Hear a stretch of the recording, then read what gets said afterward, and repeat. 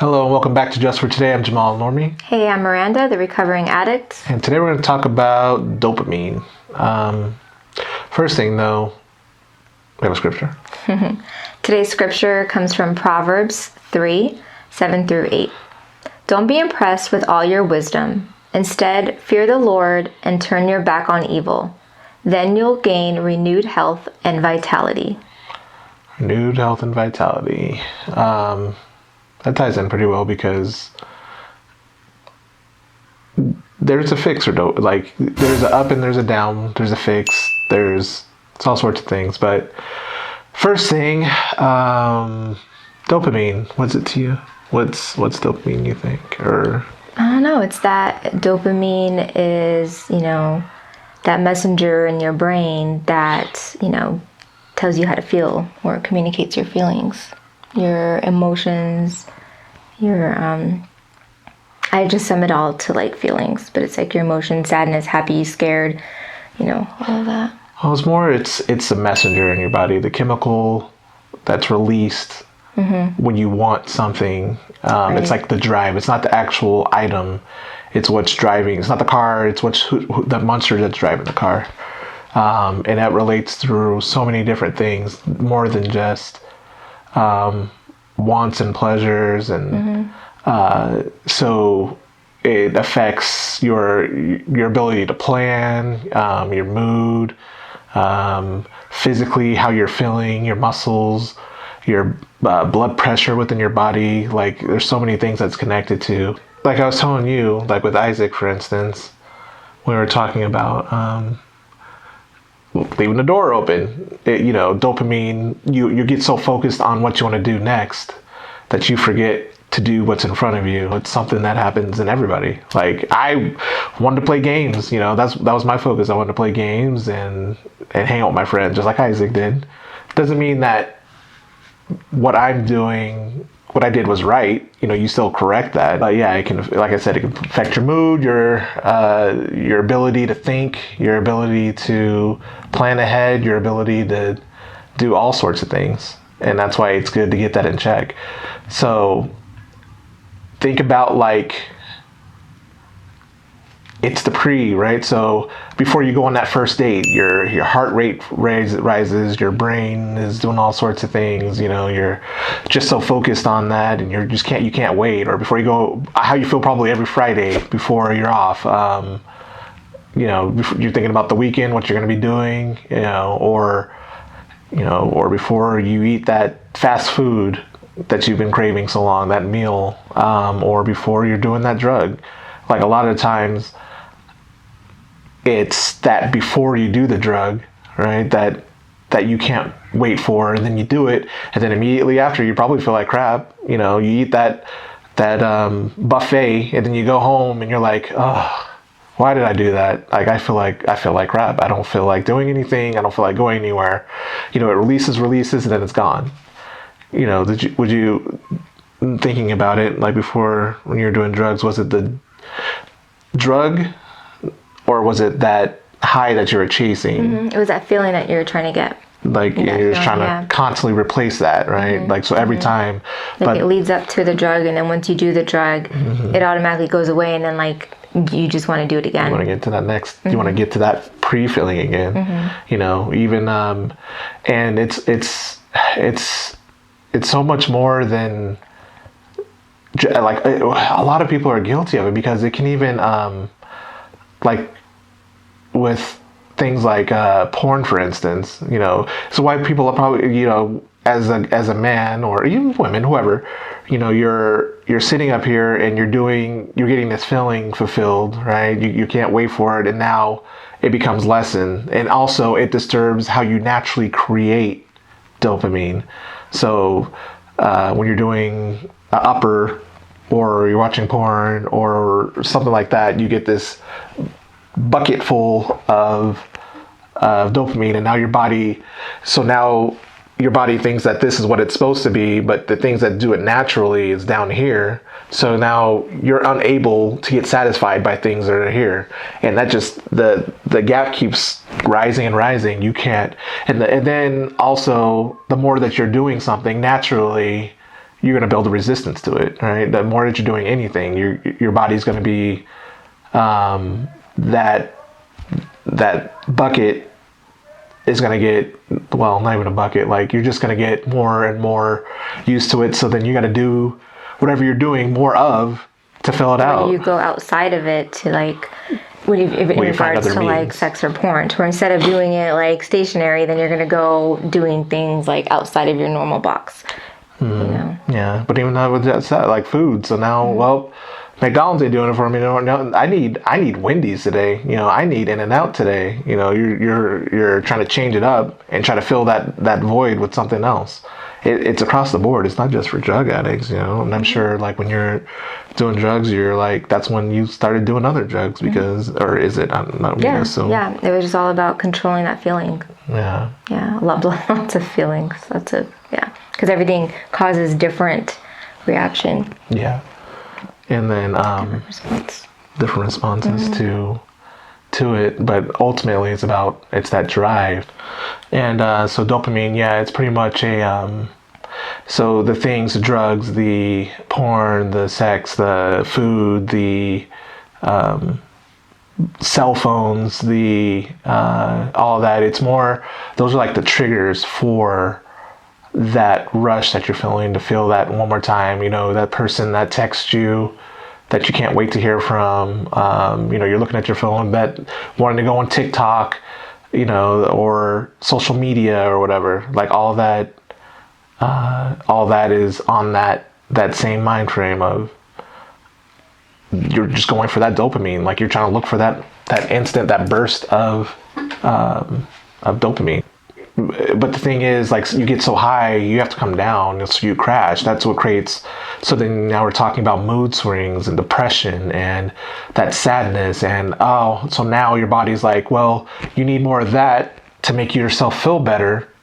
So now you go and try to get this thing that now you're becoming resistant to, and it's just this toxic cycle. Like it never ends unless you decide to end it, you know, which is, it's stronger.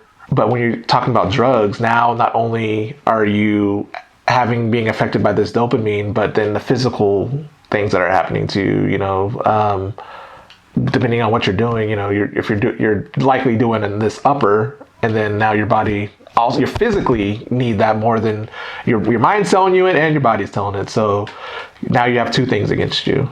Thinking about it as a whole, like in the bigger spectrum of things. And this is why it's good to have a good foundation, because now we're talking about a line of progression or digression, or whichever you want to look at it.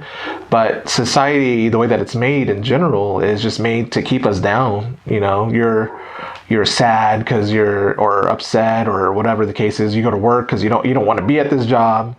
You know, so that creates that want to go and do something more. You know, I can't wait for it to be Friday. Then you go on Friday, your Friday gets here.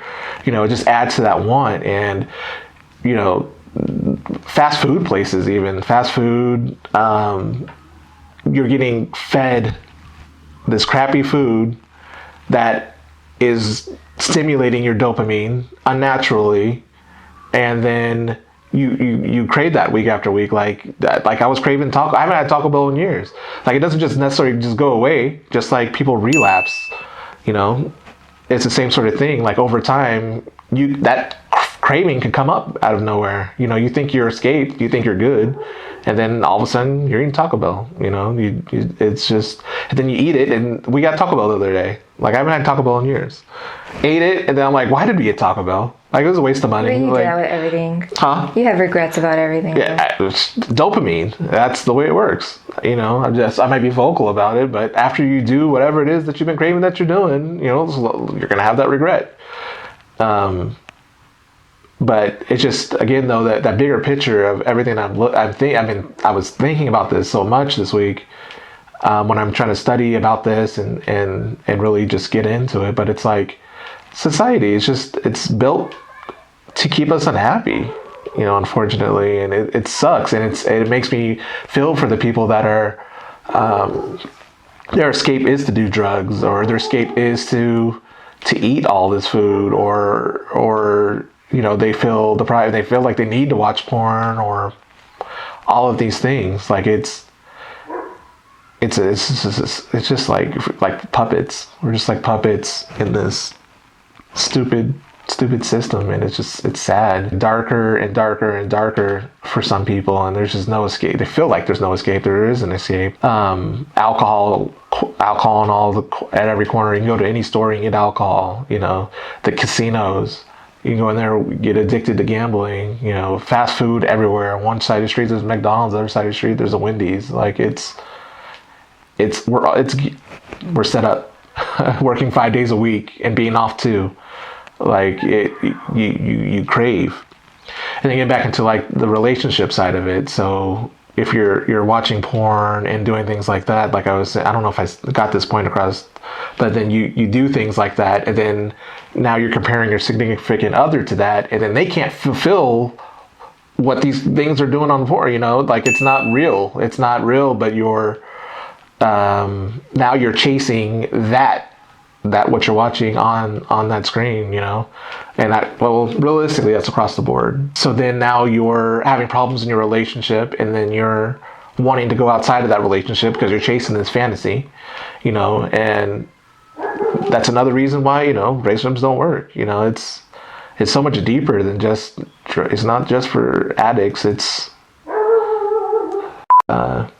affects way more than that.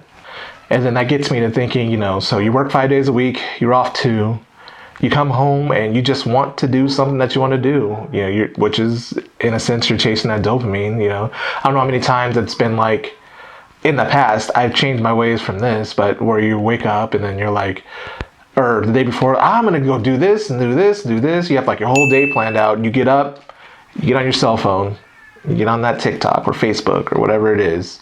Next thing you know, you're laying there all day, 4 hours have passed, then you're tired, you're feeling lazy, you're not motivated. And again, that toxic cycle, like that happens. I'm sure it happens to almost everybody. It's happened to me. Now your weekend's gone. You're like, well, I wasn't productive at all. What did you do? You sat, probably ate fatty foods, slept, didn't do anything. So it's this gravitational cycle that we need to get out of. If you'd feel so much better mentally when you're out of this cycle as much as possible. So then we get into some of the like potential fixes or repairs that'll lead to an eventual fix. Like, so I was talking to Miranda earlier, and she was saying, I don't have dopamine, but this whole time, like if you're going to be, again, in a relationship with somebody that's, addicted to something, you have to do research on your end as well as to think about things to help. Like you can't just assume that they're going to do everything themselves, be there to help them. So I've known about dopamine and have researched it before, and then so I try to think of ways to help fix it. But one of the major things you got to do is probably you got to cut something out. Make like a list or whatever the case is of whatever it is that you're doing that's cutting out, that's causing that dopamine, the negative thing, social media, like I'm saying, or fast food or whatever. Make a list, see whatever the biggest thing is, or maybe the second thing, whatever the case is, make it and cut that out for a certain amount of time, right? So you fast. I don't know if you've ever fasted before, but that means to cut whatever it is out for the whatever reason.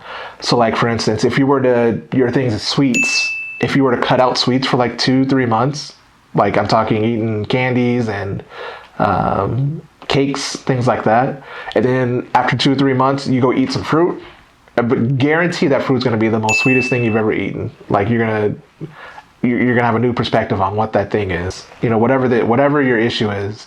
But like I've been telling her, exercising, right? You need to exercise. And she gets upset.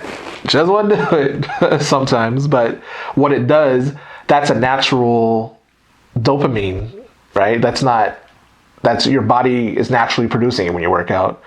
You're getting your blood pumping, right? You're causing some of these things that happen when you're on dopamine, or when you're on dopamine, when dopamine's being affected. And it's a smaller amount than doing drugs or whatever the case is. But over time, it's based on your perspective, right? If you don't have this big bucket and you have this small bucket, that's what it is. You know, if you don't know anything about this big bucket, what you depend on is that smaller bucket. You work out. I know a lot of people, like for me, for instance, I work out and I feel so much better. Like I feel like, yes, let me go do whatever I need to do. And it doesn't have to be for long, 20 minutes. Cardio, whatever the case is, 20, 30 minutes of it. And then over time, like you can't do it once, twice, you gotta be consistent with it. Your body will naturally start to reproduce it. You've created a block of your dopamine levels when your body thinks that it needs these massive dopamine dumps. So you have to erase that the best you can and then allow it to be reproduced. And that's one of the ways you do it. You know, you fast, you know, you pick something that you one of the things on your list, exercising, stimulating your brain, you know, botter puzzles and things like that, so that you can, you know, it creates you to use your brain, and then maybe think about where you're getting these dopamine, where you're getting this dopamine dump from. Like, is it coffee? Like you have to have coffee every morning or 9 times a day? You know, is it because I'm going on this route, I see this coffee place and that makes me want to get coffee? Am I going to my job and everybody's drinking coffee, so now I want coffee? What's making you do that? So change your routine. Don't go that way to work. Don't sit by those people. Don't look at what they're doing. You know, I wake up every morning and I need to look at my cell phone. Well, wake up every morning and do something else. You know, maybe read a book, maybe listen to music, music and meditation, and praying, you know, getting focused on God. Like, I can't stress that enough. God can change things. I know a lot of people don't believe in God, don't want to hear it, but it's that +6 to your 3. Well, it's game talk, but it really enhances anything that you're trying to do.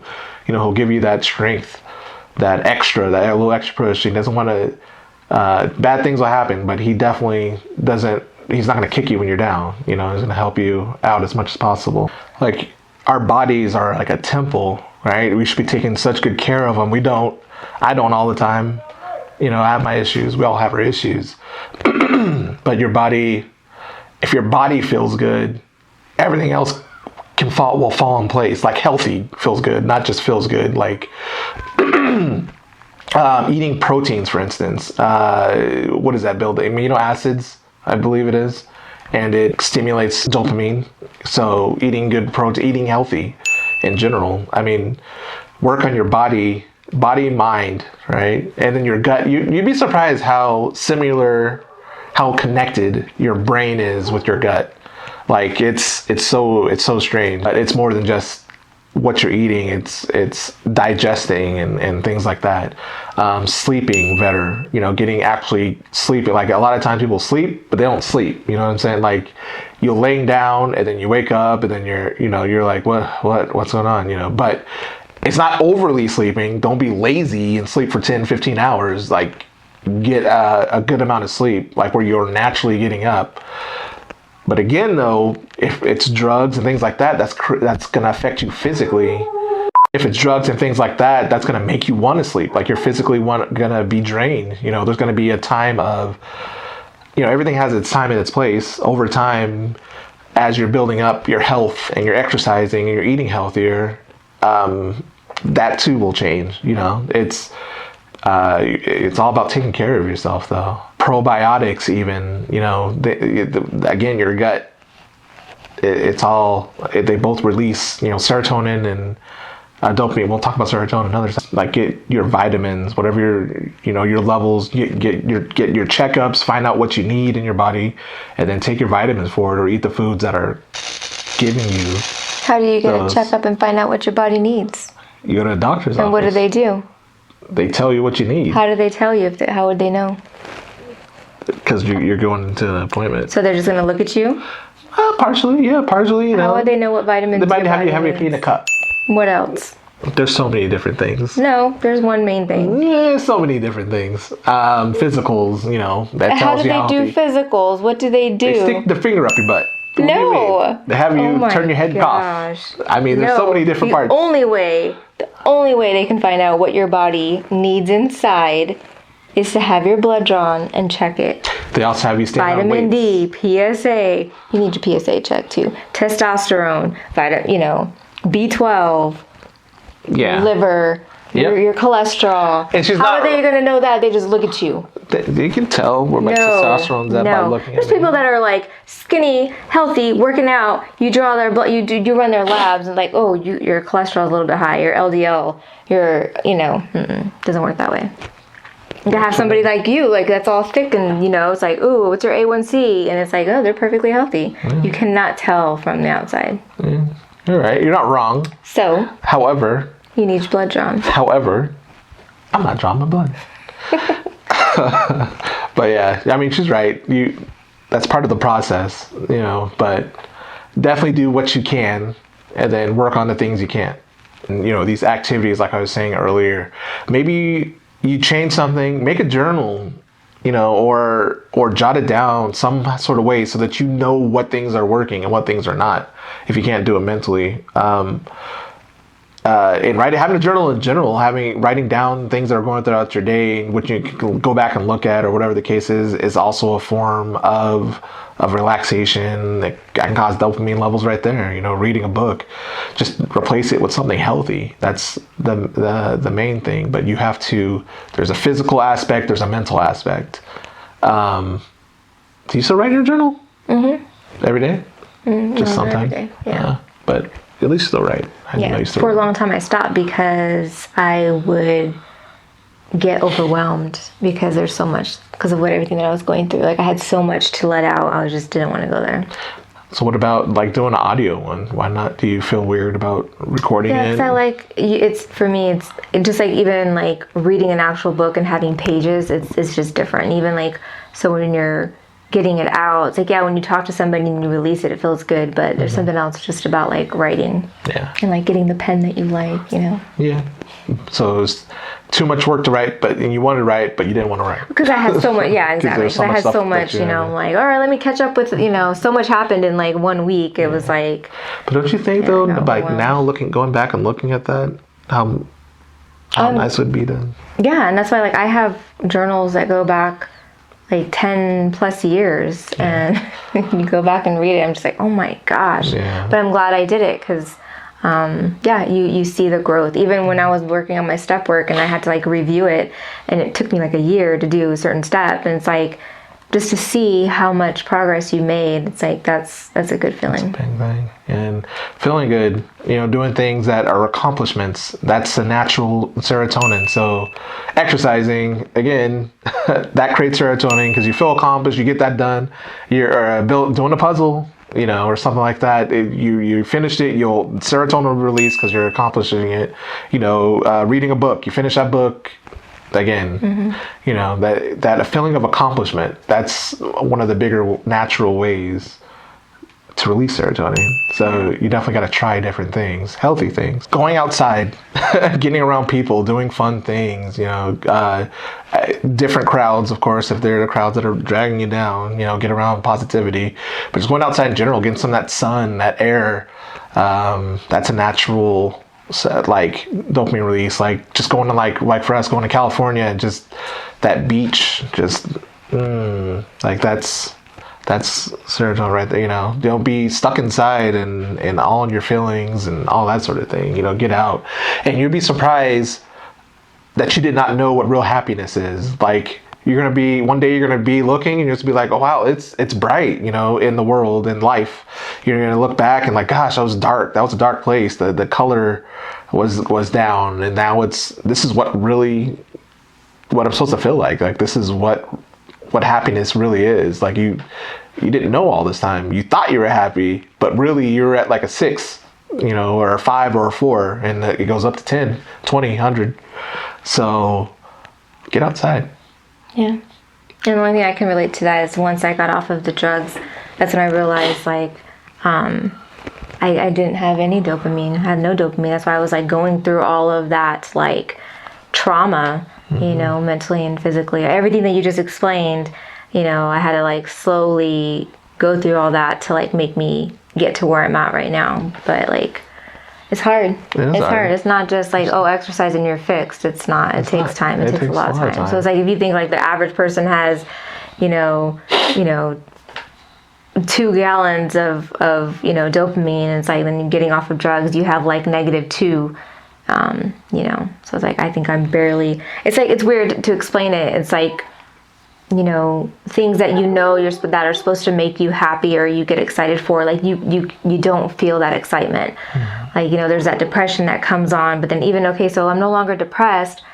Even when you're back to normal, like your normal is like it's not like, to this day I don't ever get that like, oh, I'm excited type of feeling. Even though I know I'm supposed to, and I feel guilty and I feel bad because like there's certain things like even like as a mom, like I know I'm supposed to like have this like tingling, happy feeling inside for certain things, and it's just it's not there. Yeah, because you're low on dopamine. But like I'll say, did you work out? Did you work out? And she takes it as, oh, I need to be skinny. I get defensive. But that's not what I'm saying. It's a physical thing. Like you have to do this and get in a routine that you are doing this. Yeah. And then eventually it won't be a routine anymore. It'll be something that you look forward to doing, just like that drug. And you haven't gotten there yet. And that's why I think that you do feel the way that you do, because you're not actively trying to. And it's hard. Don't get me wrong. I know it's hard. Like even for me sometimes, like I don't want to get up and do things. We've all been there. But if you truly want to feel better, you have to try and get out of that. You get in that rut. You got to get out of it, or you're gonna forever be in that rut. Like you. And me, I just but I have like so much to do. I'm not saying like you're wrong. You're absolutely right. But it's like I had to do all those things that you just said. Like exercise, eat right, do the brain activities, do the journaling, do going to work, and like multitasking and all that. So that's why like I'm doing like a slow and steady type of thing. That's why you get one thing and you focus on it. Like it should be physical first. I feel like once you're physically feeling better, all the rest of that stuff will come with it. Yeah. Like if you're able to get a decent amount of sleep, you have enough energy, then you have energy to use on other things. But when you're stuck in, I want to sleep, I don't want to do this, I don't want to do that. Choose one thing, stick to it, do it. If you're coming off of drugs though, like it's gonna be a little harder. It's not that like, oh, stick to one thing. Like you have to, like I had to do multiple things at once just to like get out of that rut. So now being 3 years into my recovery, like, okay, now I can do that. But in the beginning, like even the first year, even 2 years, like, yep, it's hard. It is hard. It's hard regardless. And that's why obesity and like all this stuff, all these things that we have to fight as a human being. It's so hard. Go in your little island. Oh, I want to so bad. Island. Gosh. Oh my gosh. I need an island. Somebody give me an island. Gosh. Bye. Open your mind. You'll notice that you don't get stressed about the same things that you used to. All right, that's all the time we have for today. Leave us a comment below. Are you struggling in this area?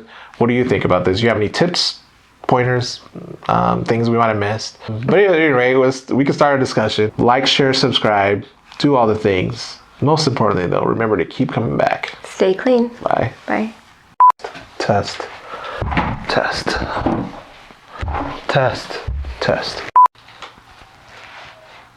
Behavior scripture. What's wrong with it? What's that about? You're annoying. Huh? You're annoying. Hello.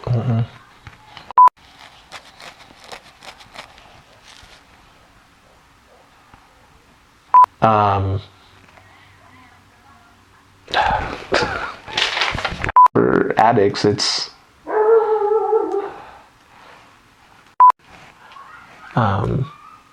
you gonna say anything? You're on a roll. Go ahead.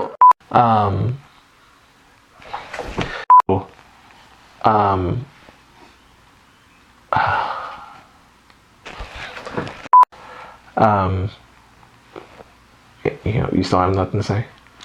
I mean, you're saying it all. Rest about the same things that you used to. You know, it's a new world. Whole new world. Oh my gosh. You are on one. Today was a great day. Running off of your dopamine. Natural dopamine. Yeah, you made me forget. Oh my gosh. What were you about to say? You just you were gonna say. You said speaking of I'm which. gonna talk about dinner. All right. Well, that's all the time we had just for. That's all we have time for. That's all the time we have. All the time we have. I missed. You said a lot. I don't think we missed anything. This probably would be a long video. You got it all? You got any more to say? You say nothing. You were going on and on and on and on. I don't think there was any room. There was plenty of room. You could have said anything. I was talking because you were just staying there. I would stop, and then you would just be saying.